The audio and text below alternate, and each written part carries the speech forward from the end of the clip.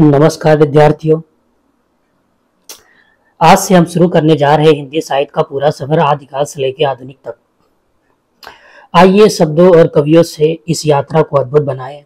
तो पहला प्रश्न है, हिंदी साहित्य के इतिहास में आदिकाल के लिए आधार काल नाम किसने दिया? तो डॉक्टर मोहन अवस्थी। कौन थे? डॉक्टर मोहन अवस्थी। और दूसरे एक और थे डॉक्टर सुमन रजे। इतिहास व्रत और आलोचना का समावेश रूप होने से वह इतिहास आज भी स्तंभ बना हुआ है। इस कथन में जिस इतिहास की ओर संकेत किया गया उसके लेखक कौन है? आचार्य रामचंद्र शुक्ल। हिंदी साहित्य की इतिहास ग्रंथ हिंदी साहित्य का इतिहास नागरी प्रचारी सभा से प्रकाशित शब्द सागर की भूमिका में किस शीर्षक से लिखा गया था? तो हिंदी साहित्य का विकास, ये रामचंद्र शुक्ल का है। अगर इसका प्रकाशन की बात करें तो 1929। A dictionary of English and Hindustani के लेखक कौन है? John Gilchrist. कौन है? John Gilchrist. अब ये 1800 ईस्वी में फोर्ट्स विलियम कॉलेज के हिंदी विभाग के अध्यक्ष भी रहे हैं और इनका एक जो ग्रंथ है वो कौन सा है? हिंदुस्तानी ग्रामर। निम्नलिखित में से कौन सी रचना मिश्र बंधु द्वारा रचित नहीं है? तो पृथ्वी क्लाब। कौन सी है? पृथ्वी क्लाब। ये किसकी है? गिरजा कुमार माथुर की है। किसकी है? गिरजा कुमार माथुर की। और ये जो तार सप्तक प्रकाशन में आया था 1943 में, उसके एक सदस्य थे। एसाइटिक सोसाइटी ऑफ बंगाल की पत्रिका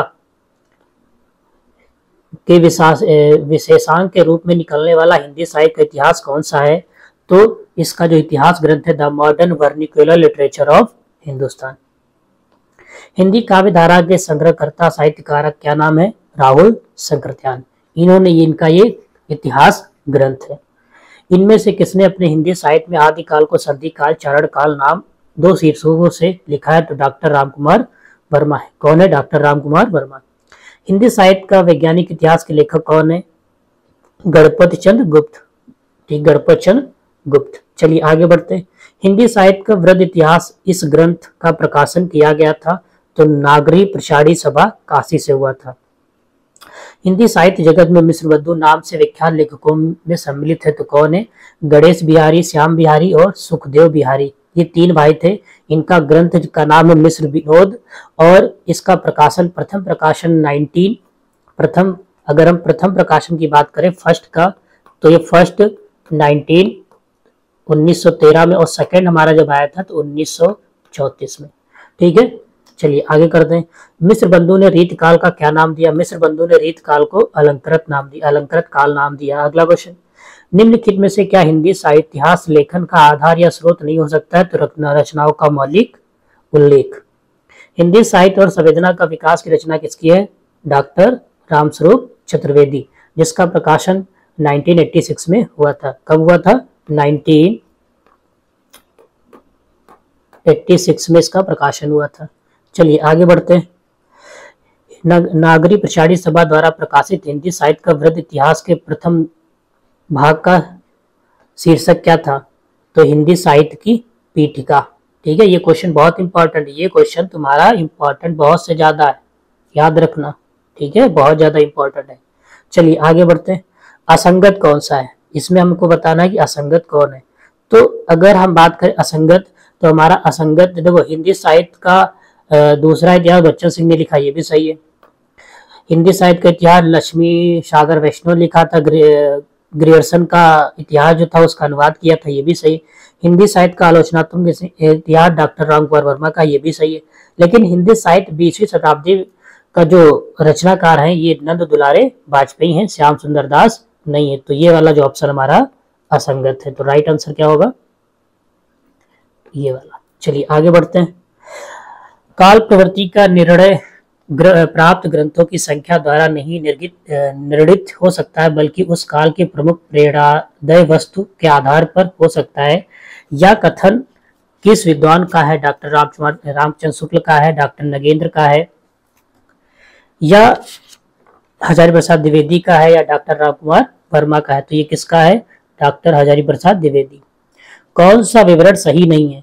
तो गारदत्त तासी ने अपने इतिहास ग्रंथ में कवियों को काल क्रमानुसार रखा नहीं रखा? ठीक है, नहीं रखा, तो यही सही होगा, बाकी ये सब सॉरी ये गलत है, बाकी सब सही।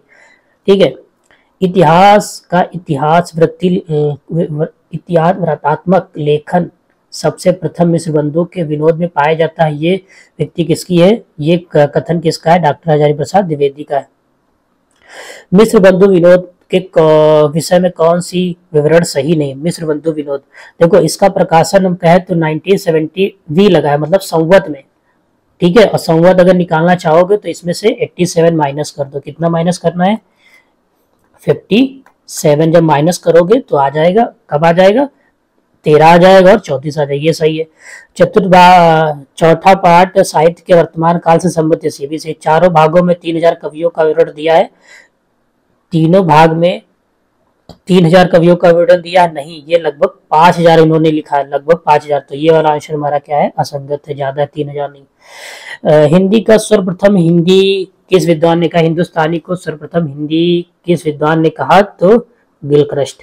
किसने कहा, गिलक्रास्ट। ठीक है। हिंदी साहित्य का आलोचनात्मक इतिहास के लेखक कौन है, कौन है, डॉक्टर राम कुमार वर्मा। ठीक है, इन्हीं को एकांकी सम्राट भी कहा जाता है। मैं इस्लाम के महत्व को भूल नहीं रहा हूँ, लेकिन जोर देकर कहना चाहता हूँ, अगर इस्लाम ना आया होता तो इस साहित्य का 12 आना वैसा ही होता जैसा आज है। हिंदी साहित्य की भक्ति आंदोलन के संबंध में ये कथन किसका है, तो हजारी प्रसाद द्विवेदी। रीतिकाल को सर्वप्रथम श्रृंगार काल नाम देने का सुझाव किसने दिया, तो किसने दिया, आचार्य विश्वनाथ प्रसाद मिश्र। किसने दिया, आचार्य विश्वनाथ प्रसाद मिश्र। गारदातासी के इतिहास ग्रंथ इस्तियार द ला लिटरेतु हिंदुई आ हिंदुस्तानी का दूसरा संस्करण कब प्रकाशन में आया था, तो दूसरा इसका प्रकाशन आया था 1871 में। कब आया था, 1871 में आया था। इसके 2 भाग आए थे पहले, दूसरा संस्करण इतने में आया था, लेकिन प्रथम 2 भागों का अगर हम बात करें तो इसके जो 2 भाग हैं, पहले भाग आया था 1871, सॉरी ये तो इसका चौथा भाग हो गया। इसका प्रथम भाग आया था 1839 और 1847 में आया था। चलिए आगे बढ़ते हैं। अगला क्वेश्चन हमारा क्या कह रहा है, रामचंद्र शुक्ल का हिंदी साहित्य का इतिहास पहले किस ग्रंथ की भूमिका के रूप में छपा था, तो ये इसकी भूमिका क्या थी, हिंदी शब्द सागर की भूमिका में छपा हुआ था। इसका अगर हम बात करें प्रकाशन कब हुआ था, बार बार मैं समझा दूं कि 1929। ठीक है, ये सन है। संवत अगर करना होगा तो संवत इसमें 57 प्लस कर दोगे, कितना 57 प्लस कर दोगे तो ये संवत में आ जाएगा। चलिए आगे बढ़ते हैं। रामचंद्र शुक्ल के अनुसार शिव सिंह सरोज में गिनाए गए ग्रंथ है, कौन है, राम सतसई और कड़खा रामायण। क्या है, तो ये 2 हमारे सही, तो इसका पहला विकल्प हमारा सही हो जाएगा। कौन सा विकल्प सही हो जाएगा, ए और बी।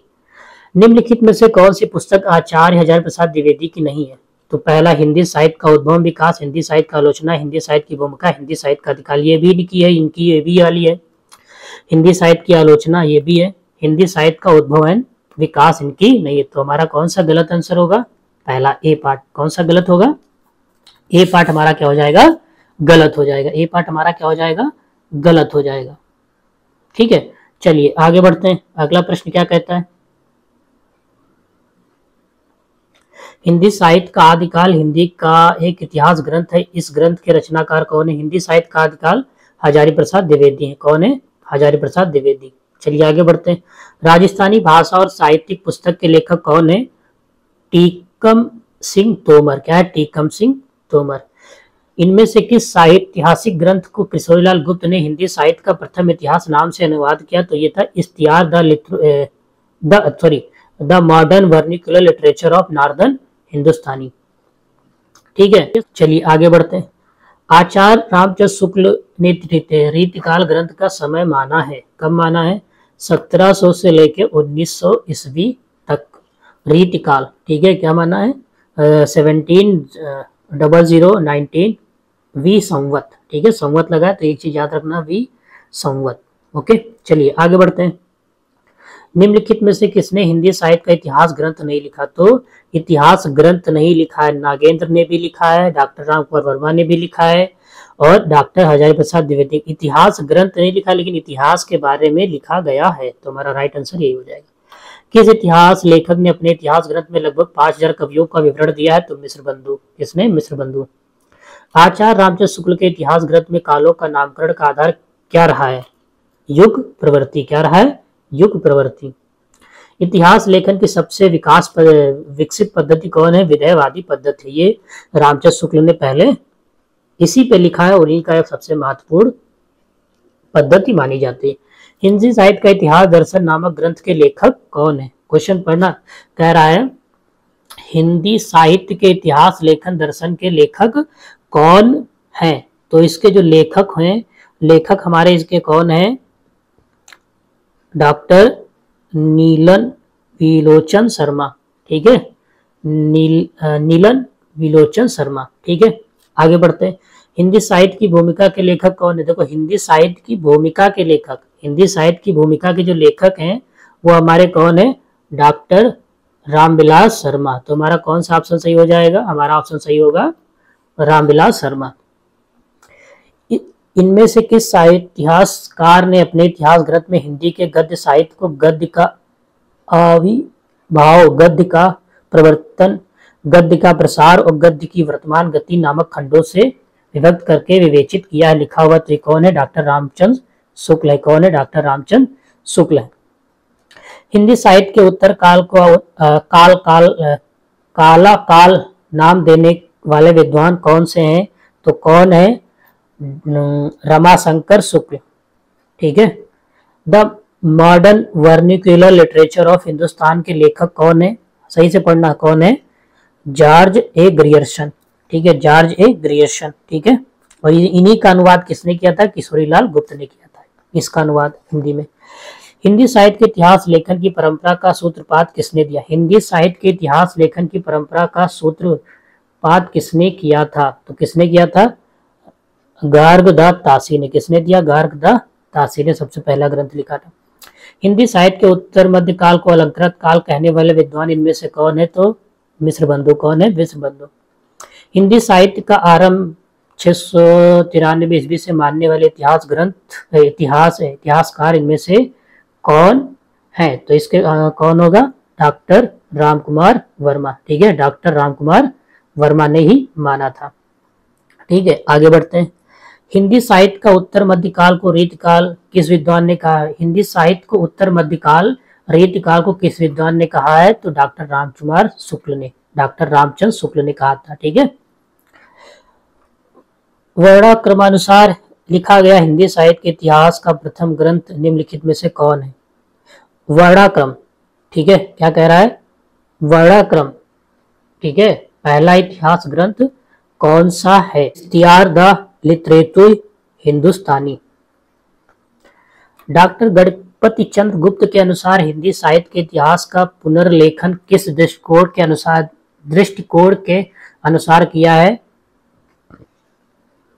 तो इसका जो हमारा राइट आंसर होगा स्वतंत्र, तटस्थ एवं संतुलित दृष्टि से। आचार्य शुक्ल का ऐतिहासिक दृष्टि क्या थी? गौर से पढ़ना। जो रामचंद्र शुक्ल ने अपना इतिहास ग्रंथ लिखा उसकी ऐतिहासिक दृष्टि क्या थी?